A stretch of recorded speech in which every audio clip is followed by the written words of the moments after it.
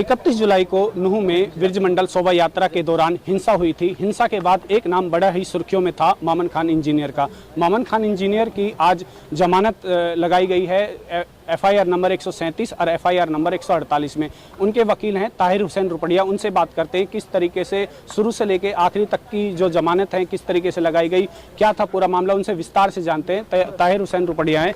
ताहिर जी, आप मोमन खान के वकील हैं, शुरू से लेकर आखिरी तक बताइए किस तरीके से आपने जमानत की शुरुआत की थी, जो फर्स्ट बेल लगाई थी किस तरीके से लगाई थी, क्या कहना है सर? मोमन खान जी को 15 सितंबर को एफआईआर नंबर 149 जो पुलिस स्टेशन नगीना की है उसमें गिरफ्तार किया था और गिरफ्तार करने के बाद दोबारा एक दूसरा मुकदमा एफआईआर नंबर 150 और 140 एंड एफआईआर नंबर 137 4 मुकदमों में मोमन खान जी को कनेक्ट कर दिया था। दूसरे एक अक्यूज के डिस्क्लोजर स्टेटमेंट पे कनेक्ट किया था, जबकि उस जिसके डिस्क्लोजर स्टेटमेंट पे कनेक्ट किया था वो ऑलरेडी बेल पे था, रेगुलर बेल पे था और उसकी कोई प्रेजेंस नहीं थी। ना मोमन खान जी की इस वाक़े में कोई प्रेजेंस थी। वाक़ा वाले रोज़ वो गुड़गांव में थे, दूसरी जगह में थे और इन मुकदमों में सिर्फ महज ये पार्टी पॉलिटिक्स की वजह से इनको कनेक्ट किया है।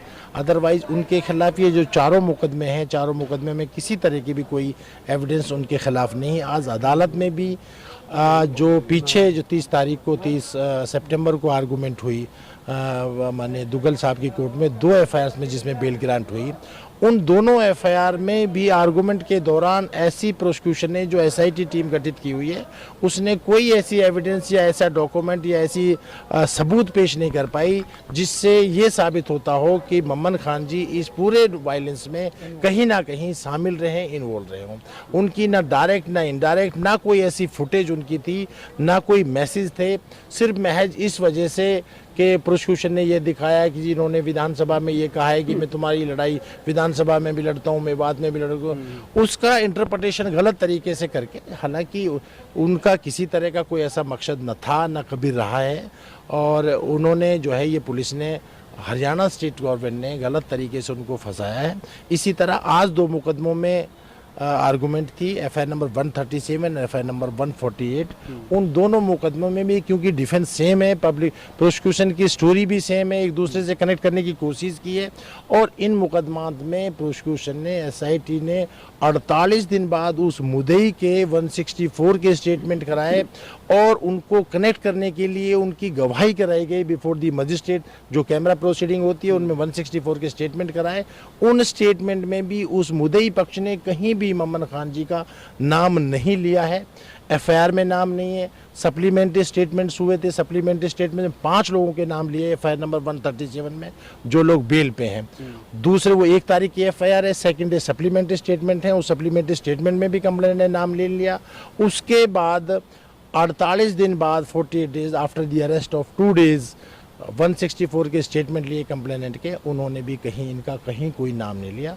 ये सिर्फ और सिर्फ महज इनका पार्टी का पॉलिटिक्स का सारा मामला है और जबकि मोमन खान जी का इन मुकदमात से किसी तरह का कोई ताल्लुक नहीं है।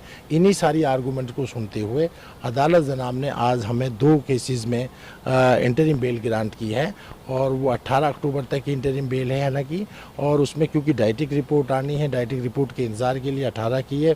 18 को ऑनरेबल कोर्ट में मोमन खान जी पेश होंगे और पेश होने के बाद अगर डाइटिक रिपोर्ट आती है तो उसके बाद वो उस वक्त आर्गूमेंट होगी इस सारे मामले में। जिस तरीके से अभी आपने बताया कि जिस तरीके मोबाइल और उनके जो अन्य डॉक्यूमेंट्स हैं, चाहे लैपटॉप की बात करें या मोबाइल की बात करें, उनके रिकॉर्ड जो खंगाले गए थे क्या वो सही पाए गए थे या नहीं? उनके रिकॉर्ड में किसी तरह की कोई ऐसी एविडेंस, किसी का कोई मैसेज या फेसबुक की अपनी आईडी से किसी तरह का कोई रिकॉर्ड नहीं मिल पाया, क्योंकि इवन 137 की जो एफआईआर है उसमें रिमांड के वक्त भी पुलिस ने यह लिख के दिया था कि इनके खिलाफ किसी तरह का कोई साक्ष्य नहीं मिला है।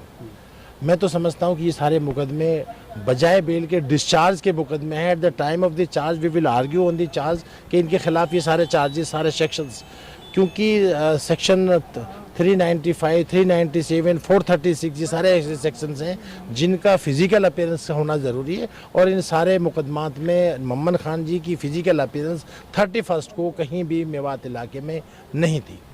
मोमन खान की अब जैसे चारों के चारों मामले में उन्हें जमानत मिल जाती है, अब बात करें उनको जेल से बाहर आने की, उस पर क्या कहोगे? अभी ऑर्डर अभी माननीय न्यायालय का अभी ऑर्डर आया है तो ऑर्डर अभी हमें मिला है और ऑर्डर मिलने के बाद we are trying to submit the bail application और श्योरिटीज़, क्योंकि एक मुकदमे में दो श्योरिटीज़ की अदालत ने कहा है, तो हम श्योरिटी सबमिट कर रहे हैं। अगर श्योरिटीज़ प्रॉपरली टाइमली अगर सबमिट हो गई तो he will release today itself, otherwise तो कल रिलीज़ होंगे। जिस तरीके से अभी हमने मामन खान के वकील हैं ताहिर हुसैन रुपड़िया, इनसे बात की, इन्होंने बताया कि मामन खान के सभी 4 के 4 मुकदमों में उन्हें बेल मिल चुकी है और रही बात उनकी कोर्ट से बाहर, जेल से बाहर आने की, वह भी हम जो प्रक्रिया है वो पूरी करने के बाद वह भी जेल से बाहर आ जाएंगे।